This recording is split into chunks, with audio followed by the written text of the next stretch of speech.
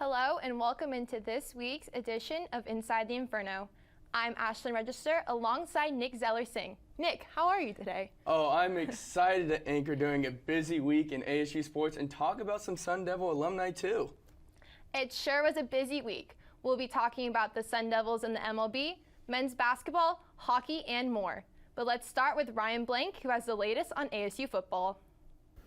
Thanks, guys. We are just over 1 week away from Sun Devil football. Herm Edwards enters his third season in Tempe, leading the Sun Devils to back-to-back bowl appearances. This year, the Devils look for their first Pac-12 South title since 2013. Let's look at some of the key returners this year. Well, Ryan, which returners on offense stand out to you the most? Easily the first one is sophomore quarterback Jayden Daniels. Last year as a true freshman, he finished with 17 touchdowns and a touchdown to interception ratio over 8-1. This year, the offense looks to start stronger and faster.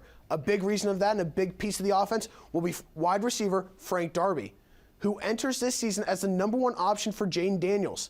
Last year, he cemented himself as one of the nation's top deep ball threats, averaging over 19 yards per reception, ranking 10th in the nation and 2nd in the Pac-12 Conference. He looks to become the third straight Sun Devil wide receiver to be drafted in the first round of the NFL draft this year. Looking on the other side, which returners on defense stand out to you? I got to look at that cornerback duo that's being formed, starting with redshirt corner Jack Jones. The former 5-star recruit joined the Sun Devils last year, and in his first season, he started all 13 games and had 16 passes defense, which ranked him 9th in the nation and led him to Pac-12 All-Conference honors. My other guy is going to be Chase Lucas, another 13-game starter for the Sun Devil defense last year. He allowed only 1 touchdown coverage last year and was one of the top producers in pass breakups for the Sun Devils, who ranked 10th in the nation with 72. This year, he and Jones create one of the top cornerback duos in the entire conference. Other key returners include Merlin Robertson and Darian Butler, who are 2 of the top 3 tacklers from last year. Also, safeties Evan Fields and Ashari Crosswell round out the talented secondary filled with all-conference candidates. Which offensive newcomers are you most excited for? Yeah, I'm going to start with the wide receiver position. Slot receiver LV Bunkley Shelton is one of my guys to be a big piece of the offense after collecting 132 receptions and over 1,100 yards in his senior year at Junipero Serra High School last year. And my other guy's got to be Johnny Wilson, a matchup nightmare, standing at 6'7", and is going to be a big threat in the red zone for Daniels in the offense.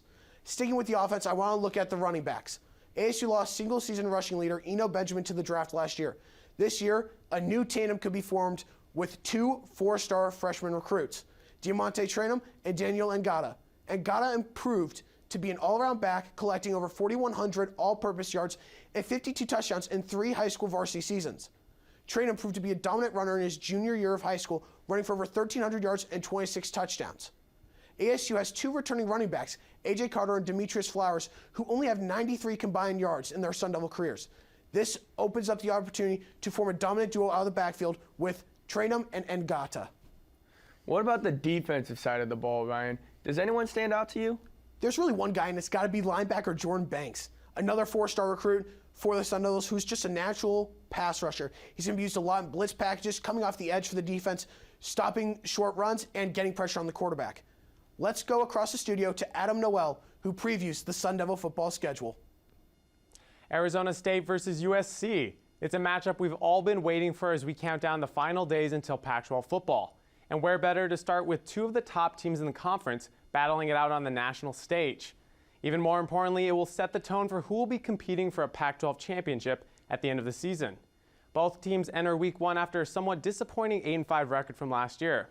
ASU is a program steadily on the rise after the hiring of head coach Herm Edwards, and on the other side, USC has struggled to find its footing in the national scene over the past 2 years. And now, the 2 meet at a crossroads. Each has a talented quarterback leading the offense, and expectations are through the roof. Where better to write a narrative than on the field? One thing is for sure, when the Arizona State Sun Devils step on the gridiron against the USC Trojans, eyes from all across the Pac-12 will be glued to their televisions. It's a battle between 2 upstart programs. For exclusive game coverage live from the Coliseum, make sure to follow along with Inferno Intel football reporter Joey Vacca for updates. And speaking of Joey, he's got an exciting Pro Devil update for us. Thanks, Adam. In a game that looked so improbable, a former Sun Devil did the impossible. In the bottom of the 6th inning of Game 6 in the 2020 World Series, Los Angeles Dodgers catcher and ASU alumni Austin Barnes sent a ball to shallow center field for a single and the team's second hit of the game. Despite throwing 5 shutout innings, the hit got Tampa Bay Rays pitcher Blake Snell pulled. Started a rally that ultimately gave the Dodgers their 3-1 win and their first World Series title in 32 years. After a fairly quiet regular season, Barnes was a key contributor for the Dodgers, batting .320 in the postseason with a home run and 2 RBIs in the World Series. Barnes was one of 9 different Dodgers with a home run, a World Series record. And as he caught the final out of Game 6, Barnes became just the 10th Sun Devil to win it all. What an exciting series. I know I'm happy the Dodgers won. Now for more excitement, let's get into this week's headlines. Although the wrestling season has not begun yet, the Arizona State wrestling team has had success nationally in 2020. Earlier this month, 5 wrestlers made the podium at senior nationals, including superstar heavyweight Colton Schultz placing first. Schultz and the young core look to continue building a Western dynasty that just capped off a great 4-year run. Besides Schultz, the Devils will be returning Anthony Valencia, Brandon Courtney, Cordell Norfleet, Ja'Cory Teamer, and many more. So after senior nationals and a strong roster, it is easy to say that the Sun Devils should be on a national radar this upcoming season. It's exciting to see how well this team will do this season. Oh, most definitely, but unfortunately they probably won't have any fans. Speaking of no fans, we may not be able to be in person at Sun Devil football games this season, but your face or even your pet still can be. For $50, you can show your Sun Devil pride with your own personalized fan cutout. These proceeds will go to support student athletes. Sun Devil football season ticket holders, ASU faculty and staff can receive a discount price of $40. These cutouts will be on display for the first time on Saturday, November 14th, when the Sun Devils take on Cal. We don't know attendance plans for basketball, which begins in December. Keith Dottley has more on the schedule release. With less than a month remaining before the start of the 2020-21 college basketball season, ASU basketball, as well as the rest of the Pac-12, received some very big news regarding the outlook of the upcoming season. This consisted of the conference releasing their full schedule for 2021. However, there's a little twist this time around. This is because for the first time ever, the Pac-12 has expanded to a 20-game conference schedule, with each team playing 2 conference games during the usual non-conference time frame of early to mid-December, and then 18 games from December 30th to early March. So what does this mean for the Sun Devils? Bobby Hurley's squad will play every Pac-12 team twice, except for Stanford and Colorado. In addition to this, ASU will play at Cal on December 3rd and welcome the Utah Utes to Desert Financial Arena on the 22nd during this new early conference period. These matchups should prove to be highlights of ASU's early season following the Empire Classic at Mohegan Sun Arena on November 25th to kick off a promising non-conference slate. As for the usual conference period following these early games, Remy Martin and the crew face off with a trio of Pac-12 contenders in UCLA, USC, and Oregon, in the span of January 6th through the 17th. However, the 2 marquee games in the back half of this schedule have to be the cross-state rivalry against U of A, in which the Wildcats visit Tempe during the week of January 20th, with the Sun Devils returning to Tucson to conclude the regular season on March 6th or 7th.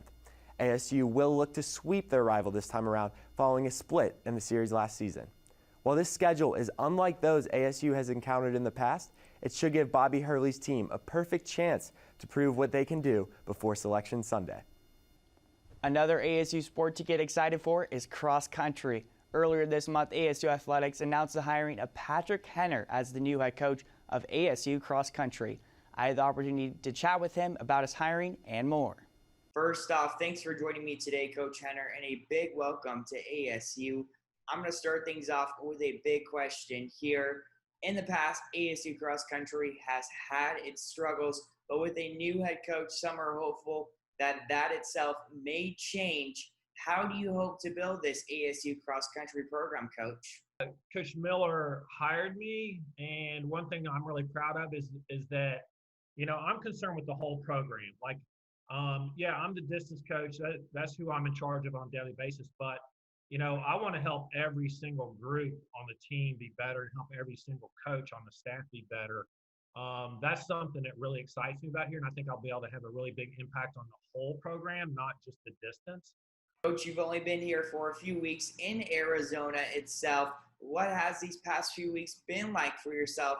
A lot of people really don't get to see that side of the hiring process. What has it been like for you? It's been a bit of a whirlwind, obviously, and every once in a while overwhelming, but because you're trying to move, you're trying to get onboarded as an employee, you're trying to get up to speed coaching, but everything's starting to fall into place, and it gradually will more and more. And a big thing is just right now, I have a basic philosophy that I'm going to stick to, but then it's learning, the training venues. Hey, where's the best place to do this type of workout? Where's the best place to run? And then just learning the individual, assets of the athletes, the student athletes. And so that's something I'm starting to get a much better handle on now. Coach, I think it's time we have a little fun here with our Q&A. Let's do a quick rapid fire. I'm going to ask you 3 questions, just a short response. Let's get to it right now. First question, this one is a hot button question. Coach, you better get this one right. Does pineapple belong on pizza? Sometimes, if I'm in the right mood. All right, Coach, I guess we'll let you slide there. Second question, this one also very important. Dogs or cats? Although I like cats too, but I'm definitely more of a dog guy. Wrapping up this rapid fire question session, I'm going to wrap it up with this one right here. I saw that you had Starbucks before the interview, and I'm going to ask this question. I'm in line at Starbucks, and I see you at the counter with the barista. Coach, what are you ordering? Medium cold brew, no room. But I admit, this time I went with pumpkin cream. Well, that's going to wrap it up here. Thanks again, Coach, for joining me, and we look forward to having you back on real soon. Coach Henner is hopeful that when the season does arrive, the Sun Devil cross country team will be ready to perform. Thanks, Connor. That team should be exciting to watch when they can finally get going. Another team that will be fun to watch for Devil fans is the men's hockey team. For more on where they stand heading into the season, we go to Kevin Redfern. This week, USCHO.com ranked ASU men's hockey as the 15th best team in the country in its preseason poll. In a normal year, this would be historic. The Sun Devils would be the highest preseason ranked independent team since the program's inception in 2014. However, as Nick told us last time we were in the studio, ASU will partner with the Big Ten Conference to fill a full 28-game schedule. Including the Sun Devils, the Big Ten now has 6 of its 8 teams ranked in the preseason poll. Penn State, Ohio State, Michigan, and Minnesota all fall between the 9th and 14th spots above the Devils, while Notre Dame placed below the Devils at 20th. Wisconsin and Michigan State remain unranked. ASU did not have the opportunity to face any of these ranked teams last season, but the Devils went 1-1 against Michigan State early on and 0-2 against Wisconsin to end the regular season. Without an opportunity to play in the Big Ten tournament, Greg Power's team from Tempe will have the hardest path to the postseason since joining the NCAA Division I program, but the national media is clearly rewarding and recognizing the rapid success of Sun Devil hockey. And guys, don't forget they also just released a throwback sweater to match ASU's football retro uniforms too. There's little doubt the Sun Devils will be the iciest men on the ice this year. That looks like that is all we have for the show today. Be sure to follow us also on Twitter at Inferno Intel and check out our other work at infernointel.com. For Nick Zeller-Singh, I'm Ashlyn Register. Thanks for watching, and until next time, see you later.